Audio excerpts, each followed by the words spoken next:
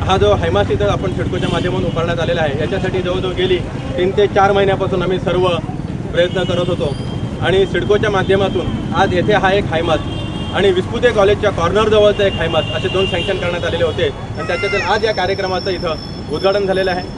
मी ज्या सिडकोच्या अधिकाऱ्यांनी खास करून सिडकोचे अतिरिक्त मुख्य अभियंता चौधरी साहेब यांनी आम्हाला जागेवर हे 2 सँक्शन करून दिल्याची खरोखर गरज होती। रेल्वे स्टेशनच्या समोरील हा भाग होता, इथं झोपडपट्टी बंधू इथं राहतात, चोऱ्यांचं प्रमाण वाढलं होतं आणि त्याच्यावर निश्चितच याचा कंट्रोलिंग होण्यासाठी उपाययोजना होईल। इथं रहदारीत एक चौक एक चांगला असं उभारण्यात आलेला आहे आणि मी खास करून सर नवीन पनवेलच्या वतीने त्यांच्या देखील सिडकोच्या अधिकाऱ्यांच्या वतीने मी खास आभार व्यक्त करीन।